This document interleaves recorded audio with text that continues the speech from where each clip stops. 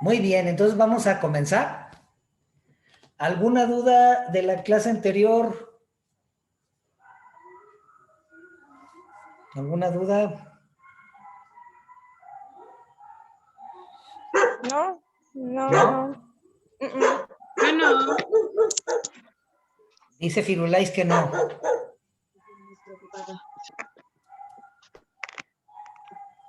A ver, chicas, ¿no tuvieron dificultad para entender los test, los diferentes tests para el adulto mayor? pues no, creo que no. Ok. Por lo menos que vayan teniendo la referencia clara para cuando nos toque revisarlos, ya sepan bien de qué se trata, ¿ok? Ujú. Bien, aquí el programa nos marca analizar lo que es el pie normal del adulto y los cambios hacia el pie del adulto mayor, ¿ok? Hay que entender, a ver, me parece que alguien, no, nadie. La arquitectura del pie aparece solamente en el ser humano como una característica distintiva en cuanto al sentido de la marcha. El ser humano como un ser único que marcha sobre dos extremidades, bípedo instintivo. Alguien me puede mencionar, oiga, pero de repente hasta los osos caminan en dos patas. Los chimpancés en un momento dado también. Pero lo que debemos entender es que ellos no lo hacen de forma instintiva, lo están haciendo hoy prácticamente como una forma opcional, obligada. Y vamos, difícilmente pudiéramos pensar que otro animal, un cuadrúpedo, pudiera realizar prácticamente todas sus actividades en dos patas, erguido, ¿sí? Si nosotros analizamos la anatomía de los cuadrúpedos y las del ser humano, distan mucho de estar anatómicamente funcionales para realizar la marcha en dos patas de forma natural con un mínimo gasto de energía. Ok, entonces, vamos, en teoría cuando nosotros caminamos, cuando marchamos y nos mantenemos en las dos extremidades, en teoría no debería de resultarnos incómodo. El gasto energético debería de ser mínimo. El caminar natural. Cuando nosotros aprendimos a caminar, pensamos que aprendimos bien, ¿sí? Pero a veces resulta que nuestra marcha no es completamente, digamos que al menos al 100 por diferentes anomalías. Pero pensando desde el punto de vista antropológico y del desarrollo de la arquitectura anatómica y del pie, vamos a decir que en teoría el pie está diseñado para eso, ¿sí? Wood Jones no vaciló en escribir, es el pie quien da al hombre su estatuto de ser humano. Sí, el chimpancé puede ser bípedo en ciertas situaciones. Sin embargo, la marcha es vacilante y muy diferente en la biomecánica. Para empezar, los primates no tienen ciertos grupos musculares pelvianos que el hombre tiene. Los pies de los chimpancés y bonobos, la arquitectura es prácticamente la misma que la de la mano y son prensiles. En el ser humano no. Tal parece que todo indica que si en algún tiempo fuimos arborícolas y tuvimos dedos prensiles en los pies y nos colgábamos por las ramas, hoy día muchos vacilamos y nos andamos por las ramas, pero no es lo mismo. Tal parece que antropológicamente no quedó ningún recuerdo. si analizamos la mano de los primates, se parecen mucho a las del ser humano, pero tienen algunas diferenciaciones básicas en el carpo y en la capacidad de anteponer el pulgar y de la capacidad prensil que nos permite ser más capaces de la manipulación de herramientas, a diferencia de, por ejemplo, un chimpancé, ¿sí? Lo mismo sucede en el pie. Hoy en día muchas disciplinas médicas muestran un interés creciente hacia su patología rica y variada. La geriatría no está ajena a tal interés. Entonces, fíjate cómo el pie va cambiando en el transcurso del tiempo. El pie se adapta. El pie es un eslabón en una cadena de sustentación, y no solamente de eso, sino que de una cadena de cambios y de adaptación. El pie del niño es diferente al pie del joven, al adulto mayor, al adulto de la tercera edad. Va cambiando por obvias razones, no nada más por la adaptación, sino precisamente por los procesos del envejecimiento. Es obvio el cambio en el pie por los diferentes tipos de calzado, a la culturización, por ejemplo, en individuos que toda la vida han caminado descalzos, ¿sí? Por ejemplo, ¿por qué Brasil da tan buenos futbolistas? Porque crecen descalzos, ¿verdad? Entonces, alguien decía, bueno, es que ningún brasileño le va a la América, por eso todos son buenos en fútbol. No, no es cierto, ¿verdad? Yo no sé nada de fútbol. Entonces, a lo mejor fue un chiste muy feo ese, pero pido perdón si alguien de la América por ahí. ¿Y qué hay de los kenianos, profe? ¿Qué hay de los kenianos Ok, mira, genéticamente el tema del deporte, en este caso el atletismo, se les da? el atletismo y la carrera de resistencia, etcétera. Miren, algo que tenemos que entender es que hay características de adaptación en las diferentes variaciones de los seres humanos. Se dice las razas. Hay antropólogos que dicen, no, no hay razas, ¿verdad? No, no hay razas. Hay ciertas variaciones dentro de una única especie de ser humano. Está claro que hay una única especie, el Homo sapiens, sapiens sapiens. Y dicen los antropólogos que los demás están extintos, ¿no? El Homo floresiensis, o como le han llamado los hobbits, que se descubrió recientemente en cuevas en la isla de Florencia, que es la de Floresiensis, que está extinto, el Cro-Magnon también extinto, etcétera, y que son especies diferentes al Sapiens sapiens. Pero luego se pretende que hay variaciones de esta especie que les llamamos razas. Bueno, no somos perros, ¿verdad? Para decir que la raza amarilla, la raza negra, no, esas son más bien cuestiones sociopolíticas más bien que antropológicas.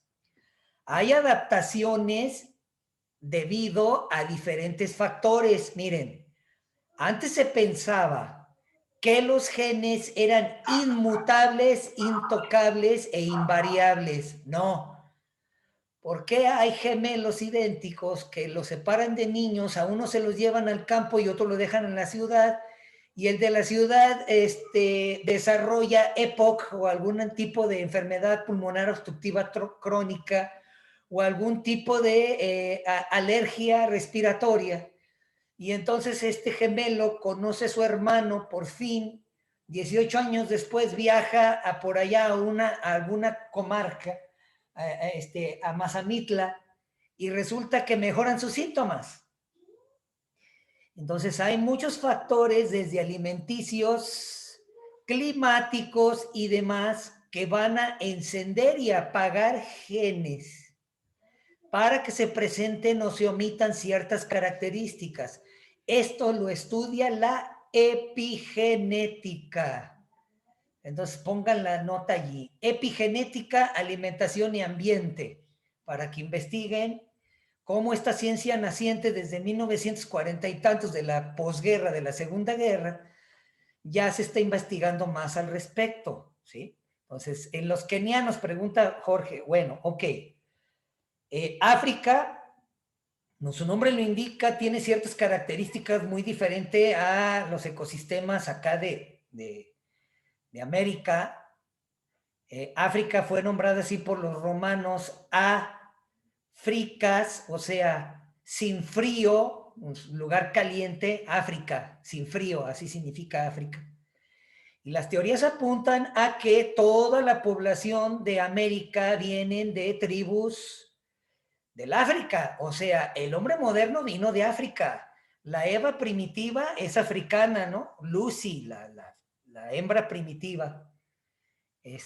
No hablo de la Eva bíblica, pero todo parece indicar que sí hubo una Eva bíblica. Analizando el ADN mitocondrial, sí hubo una Eva que podemos decir bíblica.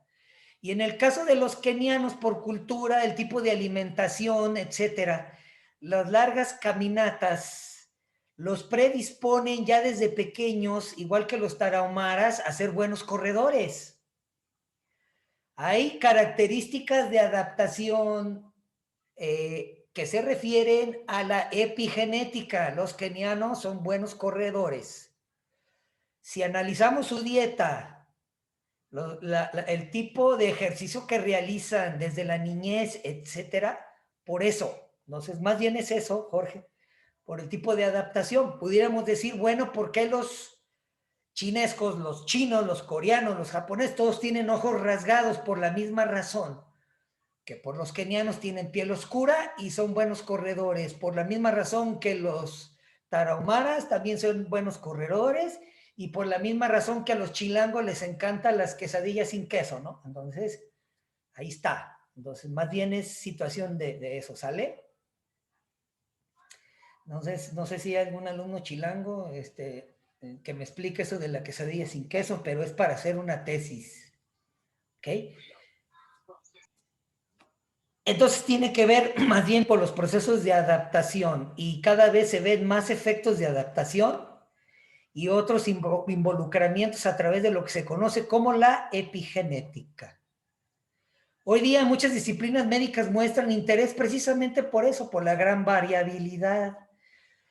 Conocemos datos que nos refieren acerca de la tribu Badoma en Zimbabue, en el distrito de Zambeze, en Zambia, donde prácticamente el 95% de los varones de la tribu tienen una deformidad llamada ectrodactilia, el pie de cangrejo o de avestruz, donde prácticamente tiene nada más ahí una anomalía metatarsiana, donde hay extensión, crecimiento y ausencia de algunos radios, y nos dan la forma de un pie como de un cangrejo, como de pinza, y se parece más al de una avestruz o de un crustáceo, ¿no?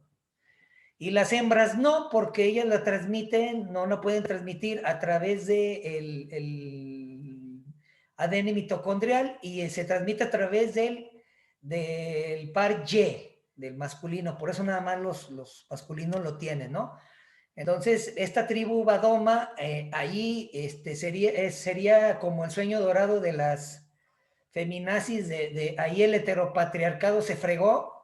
Ahí el heteropatriarcado está fregado ahí con ese gene autosómico dominante que no se brinca ninguna generación, ni modo, ahí está.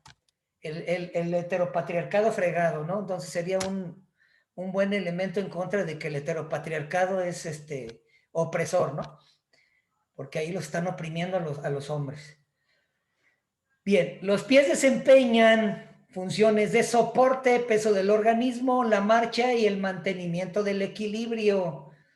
La teoría de la huella plantar, para aquellos que prácticamente tienen adiestramiento en la formación del estudio de la huella plantar la plantigrafía y el desarrollo de las órtesis, las órtesis plantares, los ortóticos plantares. Quizás sepan pues que ahora el estudio de la marcha, pues más bien la bispedestación no es estático, sino dinámico. Hay un constante modificar de la carga, y ahora se está pues preconizando el uso de los llamados compensadores de ballesta, que son como una serie de arcos, como la ballesta, así como cuando tiran una piedra en un estanque. Y se está ahora decantando por el hecho de tomarse más en serio la modificación de las plantillas a través de los compensadores de ballesta, debido a que la bipedestación es dinámica, cambia constantemente con el equilibrio, entonces no es enteramente estático, ¿sale? Entonces, ahí está una muestra de cómo no está nada totalmente terminado, todo escrito, y esto tiene más interés. Entonces, si le buscas, vas a ver que hay todavía muchas cosas que faltan y que se tienen que adaptar. Entonces, la podología es un campo abierto de estudio y de gran interés. ¿De acuerdo? Bien, anatómicamente la estructura del pie se caracteriza por la fortaleza, la complejidad y la resistencia. Entonces, imagínate un cuerpecito de 180 kilos con un volumen, bueno, una cintura total de 180 centímetros también, y que va y descansa en un tobillo de 10 centímetros y en un pie de 25 centímetros de largo. Pues pobre pie, ¿no? No sufrir las consecuencias probablemente de ruptura e incompetencia de los ligamentos tibiales posteriores y de una claudicación completa ahí del complejo astrágalo, de la bóveda plantar o qué sé yo, pero en teoría que no debería de suceder. Ahí se habla de la resistencia, ¿sí? La estructura ósea, como ya todos ustedes saben, más de 100 ligamentos, 19 músculos, 26 huesos y 33 articulaciones. Constituyen entonces una especie de bóveda tripartita, 3 partes de bóveda, muy similar a lo que serían las últimas estructuras que vemos por ahí en los nuevos centros comerciales de Guadalajara y Zapopan. Parece una veleta invertida, se parece más bien a lo que sería la teoría de la bóveda. La teoría de la bóveda plantar sigue constituyendo lo mismo. Los estudios de Coles, de Hernández y de Bartani y Costa parece que siguen inmutables. No tardamos en cambiar la teoría de las bóvedas y adaptarlas a nuevos conceptos, ¿sí? Ya lo veremos tal vez en un futuro, pero vamos a decir que seguimos manejando las mismas, ¿no? Aquí tenemos entonces la anatomía básica del pie, el complejo tarsal, el metatarsal y el falángico, el retro, el medio y el antepié, donde siguen el conocimiento de las mismas delimitaciones de los mismos, lo que es la línea de Chopard, la línea de Linzfrack, que nos delimitan las porciones del medio y del antepié y del retropié, y lo que forman los radios hacia los dedos o falanges, ¿no? Ahí se dicen los ortejos, bueno, si le quieren decir ortejos, adelante. Ahí trabajas con las fuerzas oscuras del lado oscuro, pero no, a lo mejor decimos dedos. Y el conjunto de los músculos intrínsecos y extrínsecos. Aquí vemos el conjunto de los músculos intrínsecos. Esto nos lleva entonces a entender que existe, dice, la estática del pie. Ya les acabo de hablar acerca de esto de que estática del pie es relativa, la estática del pie es nada más el ideal, porque cuando hacemos un análisis dinámico de la marcha, pues, obvio que la planta cambia porque se adapta, pero estáticamente estamos, si hacemos un estudio electromiográfico de todos los músculos involucrados en la planta del pie y en la pierna, vamos a ver que hay variaciones constantes de los picos de actividad eléctrica, incluso hasta de los músculos intrínsecos, ¿no? Como los lumbricales o los superiores o inferiores, que se supone que no deberían de tener actividad eléctrica, pero la tienen, ¿no? Entonces, pues vamos a hablar relativamente de la estática del pie. El pie reposa sobre dos grandes zonas, una zona anterior, el triángulo de propulsión, según Ravishon, el talón posterior, que corresponde a la tuberosidad plantar del calcáneo, y la estabilidad de la bóveda plantar, que está asegurada por potentes elementos, ubicando el óseo y el esfuerzo ligamentoso. De ahí que la maduración de todo este compendio del esfuerzo ligamentoso tiene que ver con los procesos de la propulsión temprana y de la propulsión del niño en la edad temprana. De ahí que si a un lactante que está aprendiendo a caminar, déjalo descalzo, pero si le pones zapatitos, ya lo vas a perjudicar en su desarrollo del refuerzo ligamentoso, ¿sí? Entonces, por eso también hay niños que meten las puntas de los pies porque no los dejaste en la entera propiocepción y que la marcha fuera natural e instintiva, ¿sí? Entonces, por eso, lo mejor es que el niño en todo el proceso de que aprenda a caminar, lo dejes descalzo, ¿de acuerdo? Bien. Los arcos plantares, los tres básicos, el que va al frente, el que va externo y el que va interno. Tres arcos en conjunción, longitudinal interno, longitudinal externo y el anterior.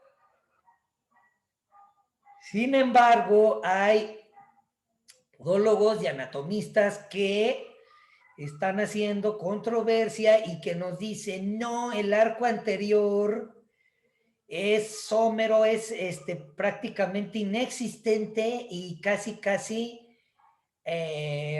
no representativo, pero queda claro que cuando ves a una chica bailarina que utiliza zapatilla, que tiene todas las cabezas metatarsales caídas, entonces ya no puedes decir lo contrario, ¿verdad?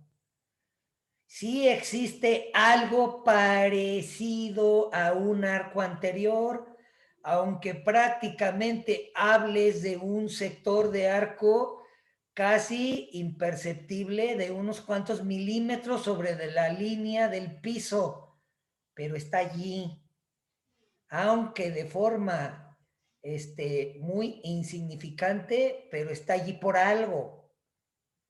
¿Sí? Está por algo. Entonces vamos a determinar que sí, que el arco anterior, por lo menos para servir como una línea que sustente la función de las cabezas metatarsales para que ninguno haga más trabajo que el otro y se entienda que existe una compensación, entonces sí.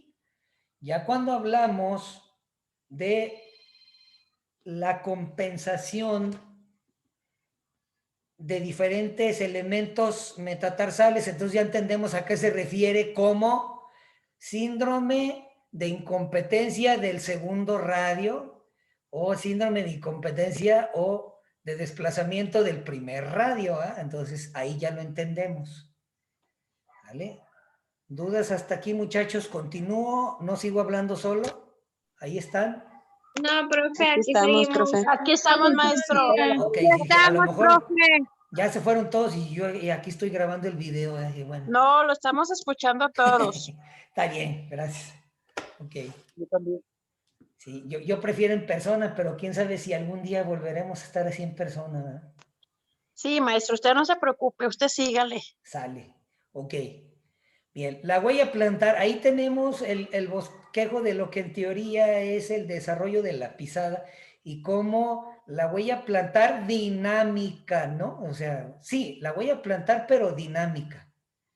Como si se tratara de un flujo de energía en el que el pie como un elemento móvil, dinámico, tiene la primera intención de apoyo que vemos ahí en la diapositiva con el número 1, y luego de un apoyo completo de la zona del talón, ¿ya? Del talar del calcáneo, y luego la atención de el apoyo de la primera cabeza metatarsal y del quinto, hasta tener un apoyo completo de todas las cabezas, ¿verdad? Como si se tratara de un amortiguamiento, ¿sí? De los llamados estos, de estas amortiguamientos, se me fue el nombre de los que tienen esos arcos de acero que tienen los camiones de carga,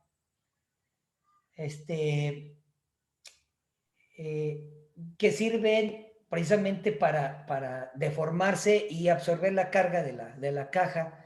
Es exactamente lo mismo que hacen los metatarsos, hasta obtener el apoyo completo. En el apoyo completo metatarsal, en el momento en que se da el apoyo completo metatarsal, se da una tensión del lateral de la fascia plantar, de la aponeurosis lateral plantar o del arco interno. Esa tensión entonces prepara para el apoyo total del pie, y en ese momento los 5 dedos en teoría ya hicieron contacto.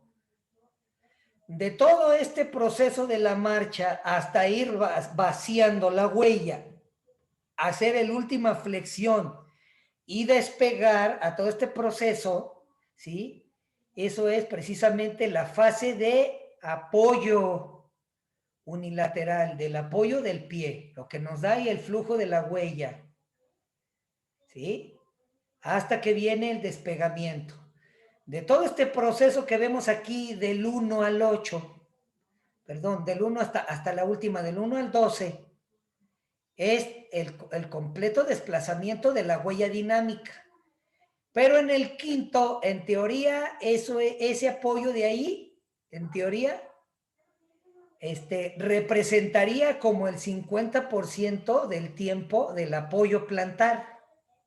Maestro, una pregunta. ¿Esas son Sí. las fases del tipo de pisada que se debe de hacer? Esa es la fase de la huella dinámica, es decir, de cuando tú analizas el ciclo de la marcha, lo que sería nada más la fase de apoyo. Acuérdate que del otro acá, el pie va en el aire, es la fase pendular, mientras que en el otro está en apoyo, pero es un apoyo dinámico, no estático. Por eso se pinta así. ¿Sí? Gracias. Haz de cuenta que esto es como que si tomaras un boli de esos y lo apachurras de la punta y a que se vacíe. Así es igual. Ok, gracias, maestro. ¿Vale? Entonces, este proceso de dinámico, imagínense, ahí hay un plexo venoso entre los grupos musculares, entre la fascia plantar o la aponeurosis de la fascia plantar, que se le agrega una aponeurosis contra el panículo adiposo. Ahí en ese espacio entre el panículo adiposo y la aponeurosis hay un plexo venoso que sirve como una mini bomba para el retorno venoso. ¿Cómo se llama ese plexo venoso? Tarea, ¿cómo se llama y describir? ¿Sale? Entonces resulta que la vida moderna, la utilización del calzado, cero actividad de ese plexo venoso, de esa bomba venosa plantar, y entonces esto agrava y acelera o predispone a las insuficiencia venosa de las extremidades inferiores. Hay incompetencia. Es un factor agravante en la enfermedad de la insuficiencia venosa periférica de extremidades inferiores, porque no utilizamos esto. De ahí que el llamado grounding, ¿han escuchado hablar del grounding? No, maestro. Ok, el grounding no es otra cosa más que contacto del pie con la tierra, así, el pie desnudo, caminar descalzo, ese es el grounding. Caminar descalzo. Entonces, el caminar descalzo, arenilla, arena, césped, etcétera, trae bien beneficios a la salud en general, no solamente por el estímulo directo sobre la planta del pie o por favorecer este plexo venoso en un proceso de bombeo, sino porque literalmente el grounding defiende la transmisión o la transmisión transcutánea de electrones vía capa terrestre. Esa es la teoría del grounding.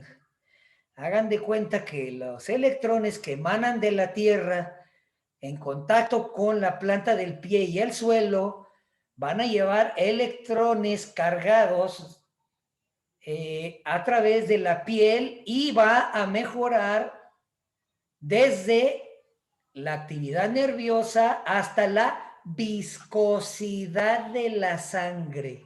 Maestro, es como una tipo de estimulación entonces, ¿verdad? Exacto, es como una estimulación. Quizás muchos de ustedes ya conozcan lo que es el TENS.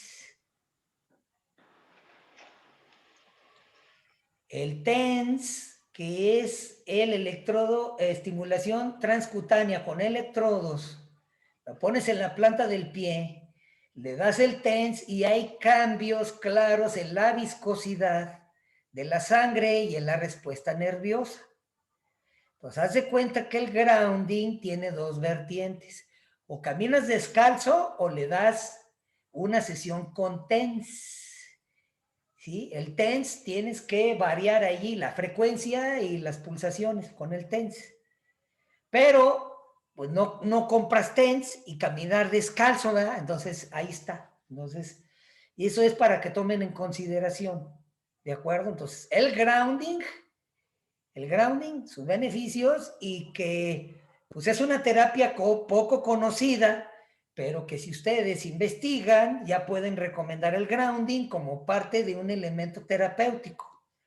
¿Sí? De hecho, ya estoy por ahí asesorando a alguien con una tesina y así le llamo validación de la transmisión electrónica a través de la capa terrestre vía transcutánea, ¿no? Lo que es el grounding y los beneficios.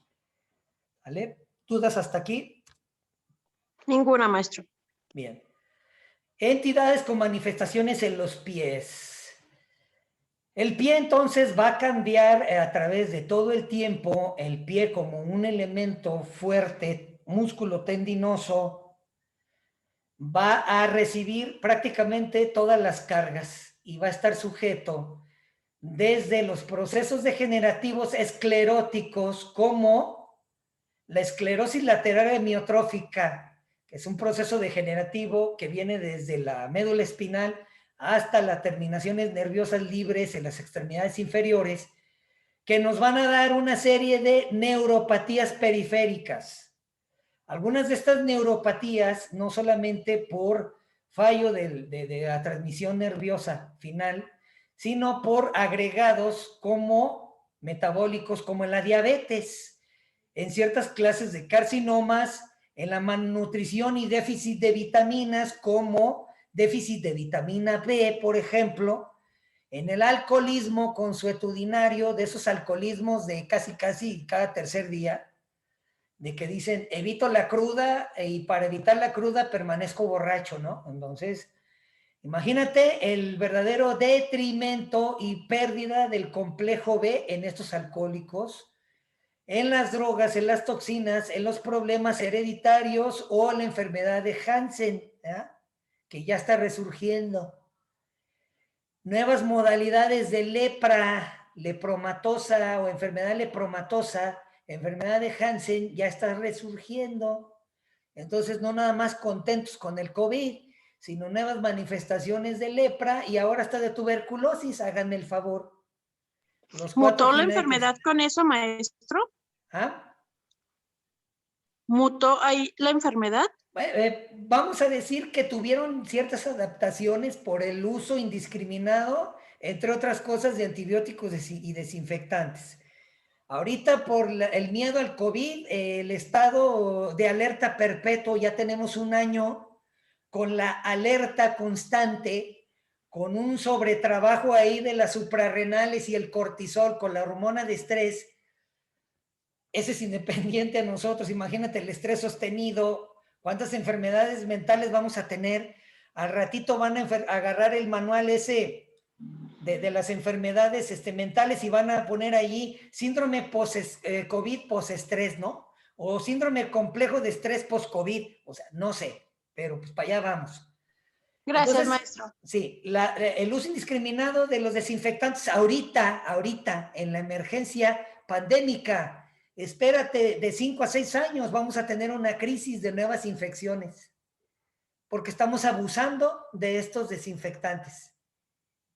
Cuando la verdad es, nada más con que laves con agüita y jabón, lávate las manos, agüita y jabón, superficies, agüita y jabón. No, pero es que yo quiero, ok, dale por ahí spray con agua oxigenada, pásale un paño suave y luego, antes de que se seque completamente, dale otro spray con vinagre blanco de caña. No los mezclen, les digo, porque si les mezclas, cuidado. Entonces es agua oxigenada, leve con un trapito, luego vinagre blanco. Se forma ácido paracético y purrundón acaba con todo. No les da tiempo a que haya resistencias bacterianas. ¿Se entendió eso? Sí, maestro. Entonces, no los mezclen Sí, porque profe. el profe dijo que le echara así, miran, el golpe con el agua oxigenada y luego el golpe con, hombre, se te van a negar los pulmones de agua, ¿verdad? O sea, no. Claro, es que el profe Marco dijo que mezcláramos ahí, ¡pum! Le estoy en él. Se puso caliente el bote y ¡pum! O sea, no. Qué bueno que hizo la aclaración. Sí, claro, digo, no vayan a decir. Entonces, ahí está, ¿no? Está como aquel que le dijo, oye, me pasan puras cosas malas, hazte una limpia, usa un huevo. Y dijo, pues me desmayé, no aguanté. Entonces, claro. Claro, pues es que el huevo de gallina, ¿no? Entonces imagínate, se equivocó, ¿no? Bien, entonces, ahí está. Enfermedades vasculares periféricas, linfedema secundario, la enfermedad de Milroy, neoplasias, insuficiencia venosa crónica, edema secundario intratable, insuficiencia cardíaca, insuficiencia renal, hipotiroidismo, todos aquellos, por ejemplo, la hipertrofia cardíaca, algunas valvulitis, etcétera, que nos llevan al edema. Obvio va a haber cambios claros en la arquitectura del pie. Y el resto, esclerosis múltiples, neurosífilis, enfermedad de Raynaud, trombofeblitis, etcétera, ¿no? La enfermedad de los ricos o de los reyes, la gota, bueno, hoy día ya consigues carne barata de caballo y chorros de cerveza, ¿no? Ya no es de los ricos, antes sí. Y una suerte de otras anomalías que van a estar presentes en el pie. Algunos síndromes geriátricos y su relación con patologías del pie. Entonces, el anciano no nada más va a recibir su pensión por haber trabajado duro, no, también le van a dar una serie de síndromes geriátricos, ¿verdad? Entonces, el paquete completo allí. Alteraciones por la marcha, por dolor, deformidades y polineuropatías, entre otras, que van a ser factores importantes de caídas. Entonces, ahí, por ahí parte del test, el test de riesgos de caída, ¿verdad? ¿Sí lo vieron? El test de riesgo de caída y la escala que maneja, ¿verdad? Sí, chicos, ¿sí vieron el test de riesgos de caída? Ok. Incontinencia Yo no. urinaria, no, bueno, incontinencia urinaria del tipo funcional, limitaciones para llegar al baño. O sea, quiero que sepan que hay ancianos que sufren síncope o desmayo, ¿sí? Por tratar de orinar, ese es el reflejo de micción, y pueden desmayarse aún por eso, fíjense, ¿vale? Esa es la realidad. Síndrome de inmovilidad, limitación de la actividad por dolor, por deformidad, la depresión en sí asociada al dolor crónico. El dolor es tan persistente que caen en un proceso depresivo. El aislamiento social. Vimos la clase anterior lo que implicaba todo esto. Luego el estreñimiento con episodio de diarrea, ¿no? Luego el síndrome confusional, también hay un test para determinar el grado, incluso si hay riesgos de suicidio o no, ¿verdad? O el riesgo de cognitivo, incluso el de memoria, ¿sí? Entonces, todo esto enfocado al adulto. Criterios de valoración del pie del adulto mayor, antecedentes personales, ahí ya vimos niveles de anciano, ¿no? Si es funcional o no. El examen físico ortopédico, en la carga, descarga, en la marcha, el examen neurológico completo, la exploración sensorial, motora, automática, con el diapasón, con el martillo de reflejos, etcétera, ¿sí? Incluso con medidores tonómetros, etcétera. Katia viene llegando. El examen dermatológico, que en el anciano es muy evidente, el osteomuscular, desde la goniometría hasta los test de fuerza muscular, etcétera. La valoración funcional, aquí están el de Tinetti, equilibrio y la marcha, ¿verdad? Es el de Tinetti, ¿sí? El examen completo del pie, dicen a ojo de buen cubero, ¿verdad? Sí, a ojo de buen podólogo. Las queratosis, el tipo de queratosis, lo que involucra las micosis, los edemas, diferentes anomalías de la uña, la vascularidad, los pulsos, las varices, el tipo de pulso, ¿sí? Neurológico, sensibilidad táctil, dolorosa, térmica, incluso sensaciones, senestesias, parestesias, etcétera. La movilidad activa y pasiva, muebles solo o tú mueves la articulación, incluso utilizas el estetoscopio en el tarso, estás pendiente de si hay chasquidos o no hay chasquidos, etcétera. La última modalidad, ¿no? Se está introduciendo el uso de la termografía para valoración del pie, la termografía y el criterio de discriminación termográfica, incluso, por ejemplo, no nada más en el pie del anciano, sino en factores de riesgo para la aparición de lesiones tempranas asociadas a úlceras perforantes, etcétera, o incluso hasta el pie de Charcot, el pie neuropático, ¿sí? La podoscopía y medición cuantitativa del podoscopio. Y ahora ya el fotopodovaroscopio o la utilización de cámara de video, ¿no? Con diversas modalidades de software. Entonces, ¿qué modificaciones sufre el pie con el transcurrir de los años? Bastantes. Los pies son reflejo del paciente, de la carga del peso corporal durante los años. Termina por pasar factura, ¿sí? La intención al cuidado personal y las enfermedades pueden reflejarse en ellos, es decir, le inviertes al pie y te va a dar buenos resultados.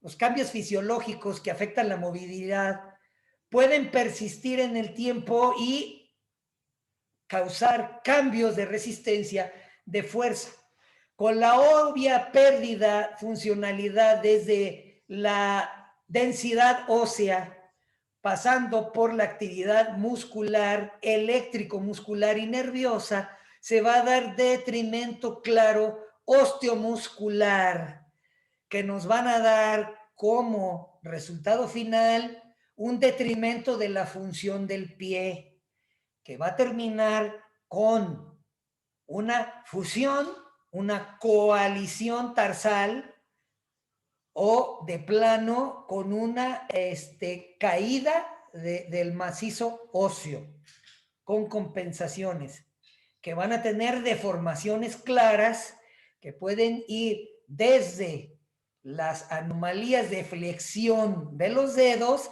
hasta desplazamiento de los sectores de radio, ¿sí? Del primero, segundo o del resto de los sectores de radio, es decir, de los metatarsos, de los segmentos metatarsales, segmentos. Por eso la importancia del dispositivo, un ortótico y un buen calzado cómodo, sobre todo para un paciente con esas características. Así es. Sobra decir que hay pacientes que ya tienen más de 65 y nunca han visitado un podólogo, ¿eh? Ya es tarde, por decirlo así, para tratar de ver, férulas, ferulaciones, ortóticos, ortoplastías, plantillas y una serie de cosas que tal vez le van a ayudar a dispensarle cierto grado de comodidad, pero ya es tarde para tratar de hacer una corrección, una paliación, ¿no? Por eso se dice, antes de que llegues a la vejez, ya tuviste que haber visitado a tu podólogo, ¿no? Entonces, ello condiciona la piel más frágil. Ya ven que la quiropodia en un anciano es todavía más difícil porque puede haber por ahí ruptura de la piel, la febrilidad de la piel, el abandono obvio, los cambios claros del gran abanico de las distrofias ungueales y de las dismorfias que los acompañan en aquellos ancianos que todavía pueden tener un estado de normalidad de la uña, ¿no? Son muy raros. Los cambios claros atróficos, los cambios sensitivos, que finalmente van a involucrar en el detrimento de la marcha. La alteración de la marcha es el último eslabón de todo el proceso de cambio en la vejez.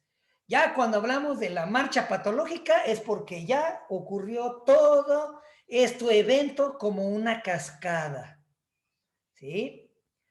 De ahí que, por ejemplo, el cartílago, Emiliano está llegando, el cartílago articular pierde sus propiedades mecánicas y esto va a provocar una serie de cambios del movimiento del pie que nos van a dar prácticamente una disminución completa del pie, desde las coaliciones hasta las claudicaciones.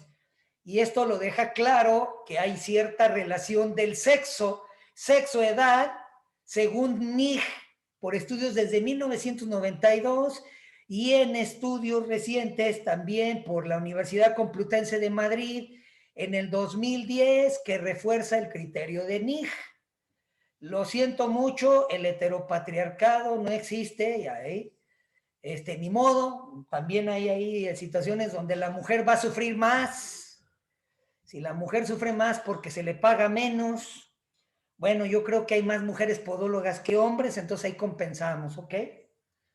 Bien, de la patología multifactorial, como ya vimos, neurológicas del sistema vascular o vasculares, metabólicas, traumáticas, esto enfocado a través también de la ocupación, de la actividad y hasta el tipo de calzado, ¿verdad? Entonces, ahí está.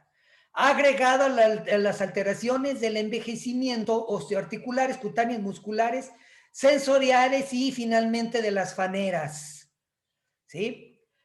Existen entonces esos desórdenes idiopáticos que nos van a llevar, como ya les había dicho, en el último punto de una cadena de sucesos, a la marcha senil.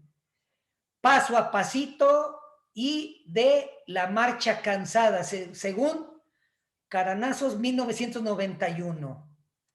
Ya como podólogos sabemos lo que interviene el calzado y el tipo de calzado. Por eso es importante que el podólogo se involucre en el conocimiento de las atenciones o de las alteraciones funcionales, esqueléticas, musculoesqueléticas, neurológicas, vasculares, infecciosas e incluso metabólicas. ¿Correcto? Y eso sin mencionar el detrimento del pie diabético y de los cuidados del mismo, que veremos en un apartado posterior, y de cómo se involucran los cuidados, incluso no solamente del pie del diabético, sino del anciano como tal, y pasando a través del estudio del desgaste del calzado, el estudio del desgaste de la suela del zapato. Tiene un nombre. ¿Alguien sabe cómo se llama esto? Los españoles lo inventaron. No, profe. Ok, entonces lo dejamos también como tarea. ¿Cómo se le llama a esa técnica que involucra el estudio del desgaste de la suela del zapato o del zapato en sí? ¿Vale? Bien, chicos. Muy bien. El alto mando me dijo que era nada más 1 hora, se nos acabó. ¿Dudas hasta aquí? ¿Comentarios? ¿Dudas? ¿Preguntas? Oiga, profe, el estudio ese del desgaste del calzado, Ajá. pues empezando con un estudio biomecánico, ¿no? Digo, y ver exactamente justamente las anomalías, en este caso biomecánicas, para ver si el paciente requiere de un dispositivo y pues a ponerlo en una posición neutra. Lo que está claro, Jorge, así como dice Jorge, es que tu estudio biomecánico, ¿sí?, es independiente del estudio del calzado. Digamos que haciendo el estudio biomecánico se corrigen los problemas y en teoría el calzado saldría sobrando, ¿no? O sea, corregimos allá. Lo que pasa es que aunado al estudio biomecánico del pie, existe una pequeña variante de la disciplina que se encarga nada más de analizar el desgaste de la suela del zapato, el desgaste del zapato, independientemente, ¿sale? Pero sí, como dice Jorge, sí. Entonces yo lo que quiero es que busquen un poquitito a qué se refiere eso, en qué consiste y cómo se llama. ¿Sale? Bien, profe. Sí. ¿Alguna otra duda? Profe. Sí, profe. ¿Todo bien? ¿Puede repetir la pregunta? No alcancé a escuchar. Ok, ¿cómo se le llama a esta pequeña técnica del estudio del desgaste de la suela del calzado o del calzado en sí? Se analiza cómo se desgasta, etcétera y demás, ¿sale? Tiene su nombre y en qué consiste. Sí, profe, gracias. Y ya les había dejado otra tarea al inicio, ¿no? ¿Qué otra tarea es? El Sí. plexo. ¿Cómo se llama el plexo venoso? Ah, ok. El plexo venoso, ¿cómo se llama? Y una explicación sencilla de cómo funciona, ¿sale? Muy bien, profe. Ok, muy bien, chicos. Entonces, hasta aquí, ¿verdad? Sí, Nos vemos Sí. hasta la próxima semana, me parece. sí, hasta el martes. Ok, entonces. Martes. Profesor, ¿nos puede mandar la martes. presentación? Sí, se las envío. Y si nos puede mandar las preguntas bien, Sí. También. Entonces, porque si no hay tengo más, fallas chicos. con mi internet y no se corta. Ok, Quisiera que mandaran las preguntas al grupo. sí, muy bien. Gracias. Entonces, si no hay más, que Dios los bendiga, que Alá los proteja y que Stephen Hawking también los cuide. Gracias, igualmente. Gracias, igualmente. Adiós, bye. Gracias, profe. Nos vemos. Adiós, profe. Hasta Gracias. luego, adiós. Hasta luego. Bye.